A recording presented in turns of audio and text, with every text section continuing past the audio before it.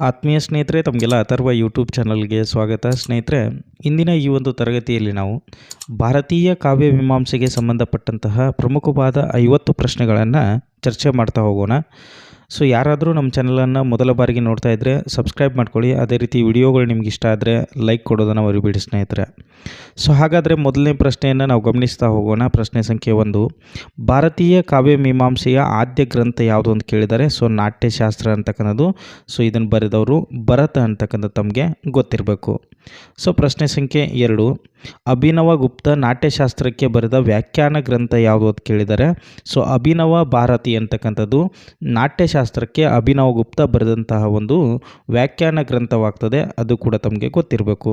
So ಪ್ರಶ್ನೆ ಸಂಖ್ಯೆ 3, ಭೈರವನ ಅವತಾರ ಎಂದು ಯಾವ ಅಲಂಕಾರಿಕನ ಬಿರುದು ಅಂತೇಳಿ ಕೇಳಿದ್ದಾರೆ. ಸೊ ಇದು ಅಭಿನವ ಗುಪ್ತನಿಗೆ ಇರುವಂತಹ ಬಿರುದಾಗ್ತದೆ, ಭೈರವನ ಅವತಾರ ಎಂಬುದು. ನೆಕ್ಸ್ಟು ಪ್ರಶ್ನೆ ಸಂಖ್ಯೆ 4, ವಕ್ರೋಕ್ತಿ ಜೀವಿತ ಕೃತಿಯಲ್ಲಿರುವ ಅಧ್ಯಾಯಗಳ ಸಂಖ್ಯೆ ಅಂತ ಕೇಳಿದ್ದಾರೆ. ಸೊ 4 ಅಧ್ಯಾಯಗಳನ್ನು ವಕ್ರೋಕ್ತಿ ಜೀವಿತ ಅಂತಕ್ಕಂಥದ್ದು ಒಳಗೊಂಡಿದೆ. ಸೊ ವಕ್ರೋಕ್ತಿ ಜೀವಿತ ಎಂಬುದು 4 ಅಧ್ಯಾಯಗಳನ್ನು ಒಳಗೊಂಡಂತಹ ಒಂದು ಕೃತಿ ಆಗ್ತದೆ, ನೆನಪಿರಲಿ. ನೆಕ್ಸ್ಟು ವಿಶ್ವ ಕುತೂಹಲಿ ಎಂಬ ಬಿರುದಿಗೆ ಭಾಜನನಾಗಿದ್ದ ಅಲಂಕಾರಿಕ ಯಾರು ಅಂತ ಕೇಳ್ತಾ ಇದ್ದಾರೆ. ಸೊ ಕ್ಷೇಮೇಂದ್ರ ಅಂತಕ್ಕಂಥದ್ದು ಇಲ್ಲಿ ಸರಿಯಾದಂತಹ ಉತ್ತರವಾಗ್ತದೆ. ವಿಶ್ವ ಕುತೂಹಲಿ ಎಂಬ ಬಿರುದಿಗೆ ಪಾತ್ರನಾಗಿರುವಂತಹ ವ್ಯಕ್ತಿ ಬಂದ್ಬಿಟ್ಟು ಕ್ಷೇಮೇಂದ್ರ. ಇದನ್ನು ಕೂಡ ನೆನಪಿಟ್ಕೊಳ್ಳಿ ಸ್ನೇಹಿತರೆ. ಕನ್ನಡ ಕಾವ್ಯ ಪ್ರಕಾಶವನ್ನು ರಚಿಸಿದವರು ಯಾರು ಅಂತ ಕೇಳ್ತಾ ಇದ್ದಾರೆ. ಕೆ ಕೃಷ್ಣಮೂರ್ತಿ ಅಂತಕ್ಕಂಥವರು ಕನ್ನಡ ಕಾವ್ಯ ಪ್ರಕಾಶ ಅಂತಕ್ಕಂತಹ ಒಂದು ಕೃತಿಯನ್ನು ರಚನೆ ಮಾಡ್ತಾರೆ. ನೆಕ್ಸ್ಟ್ ಅದೇ ರೀತಿಯಾಗಿ ನೆಕ್ಸ್ಟ್ ಮುಂದಿನ ಒಂದು ಪ್ರಶ್ನೆ ಬಂದ್ಬಿಟ್ಟು ಕೆ ಕೃಷ್ಣಮೂರ್ತಿ ಅವರು ಇಂಗ್ಲೀಷ್ಗೆ ಅನುವಾದಿಸಿದ ಕೃತಿ ಯಾವುದು ಅಂತ ಕೇಳಿದ್ದಾರೆ. ಸೊ ವಕ್ರೋಕ್ತಿ ಜೀವಿತ ಅಂತಕ್ಕಂಥದ್ದು ಇಲ್ಲಿ ಸರಿಯಾದಂತಹ ಉತ್ತರವಾಗ್ತದೆ. ನೆಕ್ಸ್ಟ್ ಪ್ರಶ್ನೆ ಸಂಖ್ಯೆ 8, ಕವಿ ಕಂಠಾಭರಣ ಕೃತಿಯ ರಚನಾಕಾರರು ಯಾರು ಅಂತ ಕೇಳಿದರೆ. ಸೊ ಕವಿ ಕಂಠಾಭರಣ ಕೃತಿಯ ರಚಿಸಿದಂತಹ ವ್ಯಕ್ತಿ ಬಂದ್ಬಿಟ್ಟು ಸ್ನೇಹಿತರೆ ಕ್ಷೇಮೇಂದ್ರ ಅಂತಕ್ಕಂಥದ್ದು ಇಲ್ಲಿ ಸರಿಯಾದಂತಹ ಉತ್ತರವಾಗ್ತದೆ. ಕವಿ ಕಂಠಾಭರಣ ಕೃತಿಯನ್ನು ಬರೆದಂತಹ ವ್ಯಕ್ತಿ ಬಂದ್ಬಿಟ್ಟು ಕ್ಷೇಮೇಂದ್ರ, ನೆನ್ಪಿಟ್ಕೊಳ್ಳಿ. ಸೊ ನೆಕ್ಸ್ಟ್ ಪ್ರಶ್ನೆ ಸಂಖ್ಯೆ 9, ಎಲ್ಲ ರಸಗಳಿಗೂ ಒಂದೇ ಸ್ಥಾಯಿ ಭಾವ, ಅದು ಅಹಂಕಾರ ಅಂತೇಳಿ ಹೇಳಿದಂತಹ ಅಲಂಕಾರಿಕ ಯಾರು ಅಂತ ಕೇಳಿದ್ದಾರೆ. ಸೊ ಸರಿಯಾದಂತಹ ಉತ್ತರ ಬಂದ್ಬಿಟ್ಟು ಭೋಜ ಈ ಒಂದು ಮಾತನ್ನು ಹೇಳ್ತಾನೆ. ಸೊ ನೆಕ್ಸ್ಟು ಪ್ರಶ್ನೆ ಸಂಖ್ಯೆ 10, ಕಲಿಕಾಲ ಸರ್ವಜ್ಞ ಎಂದು ಪ್ರಸಿದ್ಧರಾದವರು ಯಾರು ಅಂತ ಕೇಳಿದ್ದಾರೆ. ಸೊ ಹೇಮಚಂದ್ರನನ್ನು ಕಲಿಕಾಲ ಸರ್ವಜ್ಞ ಅಂತ ಕೂಡ ಕರೆಯುವುದನ್ನು ನಾವು ಗಮನಿಸ್ಬೋದು. ಸೊ ಅದೇ ರೀತಿಯಾಗಿ ಪ್ರಶ್ನೆ ಸಂಖ್ಯೆ 11, ಹೇಮಚಂದ್ರ ತಾನೇ ಬರೆದುಕೊಂಡ ಟೀಕೆಯ ಹೆಸರು ಏನು ಅಂತ ಕೇಳಿದ್ದಾರೆ. ಸೊ ವಿವೇಕ ಅಂತಕ್ಕಂತಹ ಟೀಕೆಯನ್ನು ಬರೆದಂತಹ ವ್ಯಕ್ತಿ ಬಂದ್ಬಿಟ್ಟು ಹೇಮಚಂದ್ರ. ಇದು ಕೂಡ ತಮಗೆ ಗೊತ್ತಿರಬೇಕಾಗ್ತದೆ. ಸೊ ಅದೇ ರೀತಿ ಪ್ರಶ್ನೆ ಸಂಖ್ಯೆ 12, ಕನ್ನಡದಲ್ಲಿ ಮೊದಲು ಧ್ವನಿಯನ್ನು ಕುರಿತು ಹೇಳಿದ ಕೃತಿ ಯಾವುದು ಅಂತ ಕೇಳಿದರೆ ಶಾರದಾ ವಿಲಾಸ ಎಂಬುದು. ಸೊ ಕನ್ನಡದಲ್ಲಿ ಮೊಟ್ಟ ಮೊದಲ ಬಾರಿಗೆ ಧ್ವನಿಯನ್ನು ಕುರಿತು ಶಾರದಾ ವಿಲಾಸದಲ್ಲಿ ಪ್ರಸ್ತಾಪ ಮಾಡ್ತಾ ಹೋಗ್ತಾರೆ. ಭಾರತೀಯ ಕಾವ್ಯ ಮೀಮಾಂಸೆಯಲ್ಲಿ ಅತಿ ಹೆಚ್ಚು ಟೀಕೆಗೆ ಒಳಗಾದ ಕೃತಿ ಯಾವುದು ಅಂತ ಕೇಳಿದರೆ. ಸೊ ಕಾವ್ಯ ಪ್ರಕಾಶ ಅಂತಕ್ಕಂಥದ್ದು, ಇದನ್ನು ಬರೆದವರು ಮಮ್ಮಟ. ಸೊ ಮಮ್ಮಟ ಕಾವ್ಯ ಪ್ರಕಾಶ ಎಂಬ ಕೃತಿಯನ್ನು ಬರೀತಾನೆ. ಇದು ಭಾರತೀಯ ಕಾವ್ಯ ಮೀಮಾಂಸೆಯಲ್ಲಿ ಅತಿ ಹೆಚ್ಚು ಟೀಕೆಗೆ ಒಳಗಾದಂತಹ ಕೃತಿ ಅಂಥೇಳಿ ಅನಿಸ್ಕೊಳ್ತದೆ. ನೆಕ್ಸ್ಟು ಪ್ರಶ್ನೆ ಸಂಖ್ಯೆ 14, ಹೇಮಚಂದ್ರ ತಾನೇ ಬರೆದುಕೊಂಡ ವ್ಯಾಖ್ಯಾನ ಗ್ರಂಥ ಯಾವುದು ಅಂತ ಕೇಳಿದ್ದಾರೆ. ಸೊ ಅಲಂಕಾರ ಚೂಡಾಮಣಿ ಅಂತಕ್ಕಂತಹ ವ್ಯಾಖ್ಯಾನ ಗ್ರಂಥವನ್ನು ಹೇಮಚಂದ್ರ ಬರಿತಾನೆ ಸ್ನೇಹಿತರೆ. ನೆಕ್ಸ್ಟು ವಿದ್ದ ಸಾಲಭಜಿಕ ಎಂಬ ಕೃತಿಯನ್ನು ಬರೆದಂಥವ್ರು ಯಾರು ಅಂತ ಕೇಳಿದರೆ. ವಿದ್ದ ಸಾಲಭಜಿಕ ಎಂಬ ಕೃತಿಯನ್ನು ಬರೆದಂತಹ ವ್ಯಕ್ತಿ ಬಂದ್ಬಿಟ್ಟು ರಾಜಶೇಖರ. ಸೊ ಇದು ಕೂಡ ತಮಗೆ ಗೊತ್ತಿರಬೇಕು. ನೆಕ್ಸ್ಟ್ ಮುಂದುವರೆದಂತೆ ನಾವು ನೋಡ್ತಾ ಬಂದಾಗ ಸೊ ಮಹಾರಾಷ್ಟ್ರ ಚೂಡಾಮಣಿ ಎಂಬ ಬಿರುದನ್ನು ಪಡೆದಂತಹ ವ್ಯಕ್ತಿ ಯಾರು ಅಂತ ಕೇಳಿದರೆ. ಸೊ ರಾಜಶೇಖರ. ಸೊ ಮಹಾರಾಷ್ಟ್ರ ಚೂಡಾಮಣಿ ಎಂದು ಕರೆಸಿಕೊಳ್ಳುವ ಒಬ್ಬ ಅಲಂಕಾರಿಕ ರಾಜಶೇಖರನಾಗ್ತಾನೆ. ಅದೇ ರೀತಿ ಸಹೃದಯ ಲೋಕ ಎಂದು ಹೆಸರುವಾಸಿಯಾದ ಕೃತಿ ಯಾವುದು ಅಂತಂದರೆ ಸೊ ಧನ್ಯಾಲೋಕ ಅಂತಕ್ಕಂತಹ ಕೃತಿ. ಸೊ ಧನ್ಯಾಲೋಕ ಅಂತಕ್ಕಂಥದ್ದು ಸಹೃದಯ ಲೋಕ ಅಂತೇಳಿ ಕೂಡ ಪರಿಚಯವಾಗಿದೆ. ಆನಂದವರ್ಧನ ಬರೆದಿರುವ ವ್ಯಾಖ್ಯಾನ ಗ್ರಂಥ ಯಾವುದು ಅಂತ ಕೇಳಿದರೆ.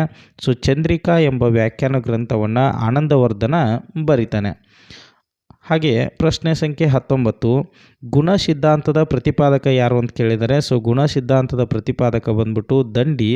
ಸೊ ಗುಣ ಸಿದ್ಧಾಂತವನ್ನು ಪ್ರತಿಪಾದನೆ ಮಾಡ್ತಾನೆ. ಸೊ ಪ್ರಶ್ನೆ ಸಂಖ್ಯೆ 20, ಕಾವ್ಯವನ್ನು ಆತ್ಮಕ್ಕೆ ಸಮೀಕರಿಸಿದ ಮೊದಲಿಗ ಯಾರು ಅಂತ ಕೇಳಿದರೆ ಸೊ ವಾಮನ ಏನು ಮಾಡ್ತಾನೆ ಅಂತಂದರೆ ಕಾವ್ಯವನ್ನು ಆತ್ಮಕ್ಕೆ ಸಮೀಕರಿಸಿ ಹೇಳ್ತಾ ಹೋಗ್ತಾನೆ. ನೆಕ್ಸ್ಟು ಪ್ರಶ್ನೆ ಸಂಖ್ಯೆ 21, ಭರತನ ನಾಟ್ಯಶಾಸ್ತ್ರದ ಛಂದಸ್ಸು ಯಾವುದು ಅಂತ ಕೇಳಿದರೆ ಸೊ ಅನುಷ್ಟಪ ಛಂದಸ್ಸು ಅಂತಕ್ಕಂಥದ್ದನ್ನು ನಾವಿಲ್ಲಿ ಗಮನಿಸ್ಬೋದು ಸ್ನೇಹಿತರೆ. ನೆಕ್ಸ್ಟು ಪ್ರಶ್ನೆ ಸಂಖ್ಯೆ 22, ಅಪ್ಪಯ್ಯ ದೀಕ್ಷಿತನನ್ನು ದ್ರಾವಿಡದ ಶಿಶು ಎಂದವರು ಯಾರು ಅಂತ ಕೇಳಿದರೆ ಸೊ ಜಗನ್ನಾಥ ಪಂಡಿತ ಅಪ್ಪಯ್ಯ ದೀಕ್ಷಿತನನ್ನು ದ್ರಾವಿಡ ಶಿಶು ಅಂತೇಳಿ ಕರೀತಾನೆ. ನೆಕ್ಸ್ಟು ಈ ಪ್ರಶ್ನೆ ಸಂಖ್ಯೆ 23, ಕವಿ ಪ್ರಪಂಚದ ಅನಧಿಕೃತ ಶಾಸಕ ಅಂತೇಳಿ ಹೇಳಿದಂತಹ ವ್ಯಕ್ತಿ ಬಂದ್ಬಿಟ್ಟು ಶೆಲ್ಲಿ ಅಂತಕ್ಕಂಥವನು. ಇದು ಕೂಡ ತಮಗೆ ಗೊತ್ತಿರಬೇಕು, ಆಲ್ರೆಡಿ ಇದ್ರ ಮೇಲೆ ಪ್ರಶ್ನೆ ಕೂಡ ಆಗಿದೆ. ಸೊ ನೆಕ್ಸ್ಟ್ ಪ್ರಶ್ನೆ ಸಂಖ್ಯೆ 24,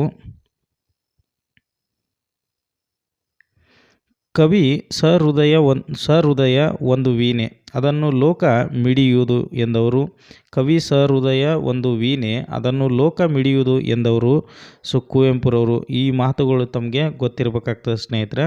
ಸೊ ಇಂತಹ ಹೇಳಿಕೆಯ ಪ್ರಶ್ನೆಗಳು ತುಂಬಾ ಬರುವಂತಹ ಸಾಧ್ಯತೆಗಳಿರ್ತವೆ, ಹಾಗಾಗಿ ಅಂತಹ ಒಂದು ಪ್ರಶ್ನೆಗಳಿಗೆ ಜಾಸ್ತಿ ಗಮನ ಕೊಡ್ತಾ ಹೋಗಿ. ನೆಕ್ಸ್ಟು 25ನೇ ಪ್ರಶ್ನೆ, ಕುವಲಯಾನಂದ ಕೃತಿಯನ್ನು ಕನ್ನಡಿಸಿದವರು ಯಾರು ಅಂತ ಕೇಳಿದರೆ ಸೊ TG ಸಿದ್ದಪ್ಪಾರಾಧ್ಯ ಅಂತೇಳಿ. ಸೊ ಕುವಲಯಾನಂದ ಎಂಬ ಕೃತಿಯನ್ನು ಕನ್ನಡಿಸಿದವರು TG ಸಿದ್ದಪ್ಪಾರಾಧ್ಯ ಅಂತಕ್ಕಂತಹ ವ್ಯಕ್ತಿ ಆಗ್ತಾರೆ. ನೆಕ್ಸ್ಟು ಜನಗಣತಿ ಆಧಾರದ ಮೇಲೆ ರಸ ನಿರ್ಣಯ ಮಾಡಬಾರದೆಂದು ಸೂಚಿಸಿದವರು. ಜನಗಣತಿ ಆಧಾರದ ಮೇಲೆ ರಸ ನಿರ್ಣಯ ಮಾಡಬಾರದೆಂದು ಸೂಚಿಸಿದವರು ಬಂದ್ಬಿಟ್ಟು ಆನಂದವರ್ಧನ. ಇದು ಕೂಡ ತಮಗೆ ಗೊತ್ತಿರಬೇಕು. ಕ್ಷೇಮೇಂದ್ರನ ಗುರು ಯಾರು ಅಂತ ಕೇಳಿದರೆ ಸೊ ಕ್ಷೇಮೇಂದ್ರನ ಗುರು ಯಾರಂತ ನಾವು ನೋಡ್ತಾ ಬಂದಾಗ ಸ್ನೇಹಿತರೆ ಭಟ್ಟತೌತ ಅಂತಕ್ಕಂಥದ್ದನ್ನು ನಾವಿಲ್ಲಿ ಗಮನಿಸಬೇಕು. ಸೊ ನೆಕ್ಸ್ಟ್ ಒನ್, ಭಾವಯಿತ್ರಿ ಪ್ರತಿಭೆಯನ್ನು ಮೊದಲು ಹೇಳಿದವರು ಯಾರು ಅಂತ ಕೇಳಿದರೆ ಸೊ ರಾಜಶೇಖರ ಭಾವಯಿತ್ರಿ ಪ್ರತಿಭೆಯನ್ನು ಮೊಟ್ಟ ಬಾರಿಗೆ ಆತ ಪ್ರಸ್ತಾಪ ಮಾಡ್ತಾನೆ. ಸೊ ಮುಂದಿನ ಪ್ರಶ್ನೆ ಬಂದ್ಬಿಟ್ಟು ದರ್ಶನ ಪ್ರತಿಭೆಯ ಪರಿಕಲ್ಪನೆಯನ್ನು ಕೊಟ್ಟವ್ರು ಯಾರು ಅಂತ ಕೇಳಿದರೆ ಸೊ ಕುವೆಂಪು ಅಂತಕ್ಕಂಥವ್ರು ದರ್ಶನ ಪ್ರತಿಭೆಯ ಒಂದು ಪರಿಕಲ್ಪನೆಯನ್ನು ಕಟ್ಟಿಕೊಡ್ತಾರೆ. ಸೊ ಪ್ರಶ್ನೆ ಸಂಖ್ಯೆ 30, ಪ್ರತಿಭೆ ಹೃದಯದ ಕಣ್ಣು ಎಂದವರು ಯಾರು ಅಂತ ಕೇಳಿದ್ದಾರೆ. ಸೊ ಅಭಿನವ ಗುಪ್ತ ಪ್ರತಿಭೆಯ ಹೃದಯದ ಕಣ್ಣು ಅಂಥೇಳಿ ಪ್ರಸ್ತಾಪ ಮಾಡ್ತಾನೆ.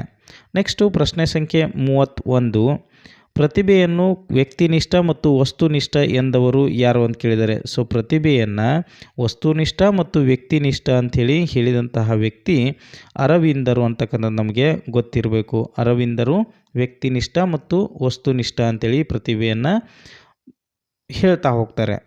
ದಂಡಿ ಹೇಳಿದ ಅಲಂಕಾರಗಳ ಸಂಖ್ಯೆ ಎಷ್ಟು ಅಂತ ಕೇಳಿದರೆ ಸೊ 35 ಅಲಂಕಾರಗಳ ಬಗ್ಗೆ ದಂಡಿ ಪ್ರಸ್ತಾಪ ಮಾಡ್ತಾನೆ. ನೆಕ್ಸ್ಟು ಪ್ರಶ್ನೆ ಸಂಖ್ಯೆ 33, ಕಾವ್ಯದ ಸೌಂದರ್ಯವನ್ನು ಉಂಟು ಮಾಡುವ ಧರ್ಮ ಯಾವುದು ಅಂತ ಕೇಳಿದರೆ ಸೊ ಗುಣ ಅಂತಕ್ಕಂಥದ್ದು ಇಲ್ಲಿ ಸರಿಯಾದಂತಹ ಉತ್ತರವಾಗ್ತದೆ. ನೆಕ್ಸ್ಟು ಪ್ರಶ್ನೆ ಸಂಖ್ಯೆ 34, ಬಾಹ್ಯ ಅಲಂಕಾರ ಎಂಬ ಪರಿಕಲ್ಪನೆ ಯಾರ್ದು ಅಂತ ಕೇಳಿದರೆ ಸೊ ಭೋಜ್ಯ ಅಂತಕ್ಕಂಥದ್ದು ಇಲ್ಲಿ ಸರಿಯಾದಂತಹ ಉತ್ತರವಾಗ್ತದೆ. ಬಾಹ್ಯ ಅಲಂಕಾರ ಎಂಬ ಪರಿಕಲ್ಪನೆ ಬಂದ್ಬಿಟ್ಟು ಭೋಜನದ್ದಾಗ್ತದೆ. ನೆಕ್ಸ್ಟ್ ಅದೇ ರೀತಿ ಪ್ರಶ್ನೆ ಸಂಖ್ಯೆ 35, ಗುಣವನ್ನು ಸಂಘಟನಾಶ್ರಯಿ ಎಂದವರು ಯಾರು. ಗುಣವನ್ನು ಸಂಘಟನಾಶ್ರಯಿ ಅಂಥೇಳಿ ಕರೆದಂಥವರು ಯಾರು ಅಂತ ಕೇಳಿದ್ದಾರೆ. ಸೊ ಇದಕ್ಕೆ ಸರಿಯಾದಂತಹ ಉತ್ತರವನ್ನು ನಾವು ನೋಡ್ತಾ ಬಂದಾಗ ಉದ್ಭಟ ಅಂತಕ್ಕಂಥವನು ಈ ಒಂದು ಮಾತನ್ನು ಹೇಳ್ತಾನೆ. ಸೊ ಪ್ರಶ್ನೆ ಸಂಖ್ಯೆ 36, ಓಜಂ ಕಾಂತಿಮತಿ ಎಂಬ ಲಕ್ಷಣವು ಸೊ ಗೌಡಿಗೆ ಸಂಬಂಧಪಡ್ತದೆ. ಓಜಂ ಕಾಂತಿಮತಿ ಅಂತಕ್ಕಂತಹ ಒಂದು ಲಕ್ಷಣ ಗೌಡಿಗೆ ಸಂಬಂಧಪಟ್ಟದ್ದಾಗ್ತದೆ. ಅದೇ ರೀತಿಯಾಗಿ ಪ್ರಶ್ನೆ ಸಂಖ್ಯೆ 37, ವೈದರ್ಭಿಯೇ ಶ್ರೇಷ್ಠ ಅಂತೇಳಿ ಹೇಳಿದಂತಹ ವ್ಯಕ್ತಿ ಬಂದ್ಬಿಟ್ಟು ವಾಮನ. ವೈದರ್ಭಿಯೇ ಶ್ರೇಷ್ಠ ಅಂತ ಹೇಳಿರ್ತಕ್ಕಂಥ ವ್ಯಕ್ತಿ ಬಂದ್ಬಿಟ್ಟು ವಾಮನನಾಗ್ತಾನೆ. ನೆಕ್ಸ್ಟು ಭೋಜ ತಿಳಿಸಿದ ರೀತಿಗಳು ಅಂತ ಕೇಳಿದ್ದಾರೆ. ಸೊ ಭೋಜ ತಿಳಿಸಿದ ರೀತಿಗಳು ಬಂದ್ಬಿಟ್ಟು ಅವಂತಿಕ ಮತ್ತು ಮಾಗಧಿ ಎಂಬ 2 ಪ್ರಕಾರದ ರೀತಿಗಳನ್ನು ಭೋಜ ಪ್ರಸ್ತಾಪ ಮಾಡ್ತಾನೆ. ನೆಕ್ಸ್ಟು ಪ್ರಶ್ನೆ ಸಂಖ್ಯೆ 39, ರೀತಿಯ ಆಂಗ್ಲ ಪರಿಭಾಷೆ ಯಾವುದು ಅಂತ ಕೇಳಿದರೆ ಸ್ಟೈಲ್ ಅಂತಕ್ಕಂಥದ್ದು. ಸೊ ರೀತಿಯನ್ನು ನಾವು ಇಂಗ್ಲೀಷ್ನಾಗ ಗಮನಿಸ್ತಾ ಬಂದಾಗ ಅದಕ್ಕೆ ಸ್ಟೈಲ್ ಅಂತ ಹೇಳಿ ಕರಿತೀವಿ, ಅದು ಕೂಡ ತಮಗೆ ಗೊತ್ತಿರಬೇಕು. ಪ್ರಶ್ನೆ ಸಂಖ್ಯೆ 40, ಪ್ರಕೃತಿಯ ಸೃಷ್ಟಿ ಹಿತ್ತಾಳೆಯಾದರೆ ಕವಿ ಅದನ್ನು ಚಿನ್ನವಾಗಿಸುತ್ತಾನೆ. ಈ ಸಾಲಿನ ಕರ್ತೃ ಯಾರು ಅಂತ ಕೇಳಿದರೆ ಫಿಲಿಪ್ ಸಿಡ್ನಿ ಅಂತಕ್ಕಂಥವ್ರು. ಪ್ರಕೃತಿಯ ಸೃಷ್ಟಿ ಹಿತ್ತಾಳೆಯಾದರೆ ಕವಿ ಅದನ್ನು ಚಿನ್ನವಾಗಿಸುತ್ತಾನೆ ಅಂತಕ್ಕಂಥ ಮಾತಿಲ್ಲಿ ನಮಗೆ ಗೊತ್ತಾಗಬೇಕು. ನೆಕ್ಸ್ಟು ಪ್ರಶ್ನೆ ಸಂಖ್ಯೆ 47. ಸಪ್ತ ವಿಘ್ನಗಳ ಬಗ್ಗೆ ಹೇಳುವ ಕೃತಿ ಯಾವುದು ಅಂತ ಕೇಳಿದರೆ ಅಭಿನವ ಭಾರತಿ ಅಂತಕ್ಕಂಥದ್ದು ಸಪ್ತ ವಿಘ್ನಗಳ ಬಗ್ಗೆ ಪ್ರಸ್ತಾಪವನ್ನು ಮಾಡ್ತಾ ಹೋಗ್ತದೆ. ನೆಕ್ಸ್ಟು ಪ್ರಶ್ನೆ ಸಂಖ್ಯೆ 42.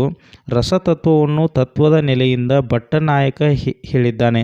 ರಸತತ್ವವನ್ನು ಯಾವ ತತ್ವದ ನೆಲೆಯಿಂದ ಭಟ್ಟನಾಯಕ ಪ್ರಸ್ತಾಪ ಮಾಡ್ತಾ ಹೋಗಿದ್ದಾನೆ ಅಂತ ಕೇಳಿದರೆ ಸಾಂಖ್ಯ ತತ್ವದ ಮುಖಾಂತರವಾಗಿ ಭಟ್ಟನಾಯಕ ರಸತತ್ವವನ್ನು ಪ್ರಸ್ತಾಪ ಮಾಡ್ತಾ ಹೋಗ್ತಾನೆ ಸ್ನೇಹಿತರೆ.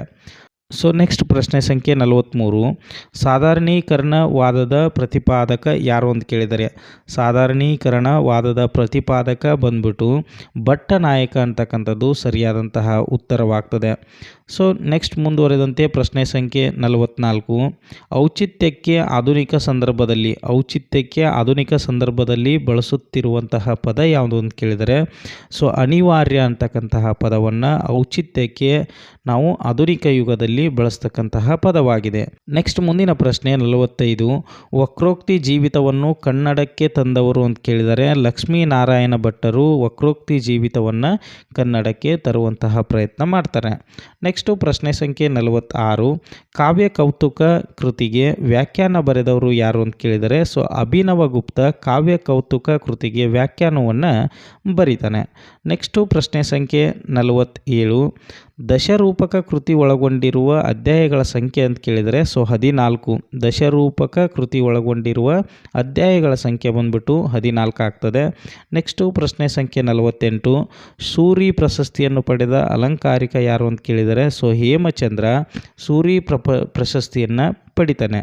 ನೆಕ್ಸ್ಟ್ ಪ್ರಶ್ನೆ ಸಂಖ್ಯೆ 49. ಭಾಮಹ ವಿವರಣೆ ಕೃತಿಯ ಕರ್ತೃ ಯಾರು ಅಂತ ಕೇಳಿದರೆ ಸೊ ಉದ್ಭಟ ಭಾಮಹ ವಿವರಣೆ ಅಂತಕ್ಕಂಥ ಕೃತಿಯನ್ನು ಕೂಡ ಬರೀತಾನೆ. ಸೊ ಅದೇ ರೀತಿಯಾಗಿ ಪ್ರಶ್ನೆ ಸಂಖ್ಯೆ 50. ಭರತ ನಾಟ್ಯಶಾಸ್ತ್ರ ಕೃತಿಯಲ್ಲಿ ಯಾವ ವಿಷಯಕ್ಕೆ ಹೆಚ್ಚು ಗಮನ ಕೊಟ್ಟಿದ್ದಾನೆ ಅಂತ ಕೇಳಿದರೆ ಸೊ ನಾಟಕ ವಿಷಯಕ್ಕೆ ಭರತ ಅತಿ ಹೆಚ್ಚು ಪ್ರಾಶಸ್ತ್ಯವನ್ನು ಕೊಟ್ಟಿರೋದನ್ನು ನಾವು ನಾಟ್ಯಶಾಸ್ತ್ರದಲ್ಲಿ ಕಾಣ್ಬೋದು ಸ್ನೇಹಿತರೆ. ಸೊ ಇದಿಷ್ಟು ಈ ದಿನದ ಪ್ರಮುಖವಾದಂತಹ ಪ್ರಶ್ನೆಗಳಾಗಿರುತ್ತದೆ. ಸೊ ಎಲ್ರಿಗೂ ಕೂಡ ಧನ್ಯವಾದಗಳು.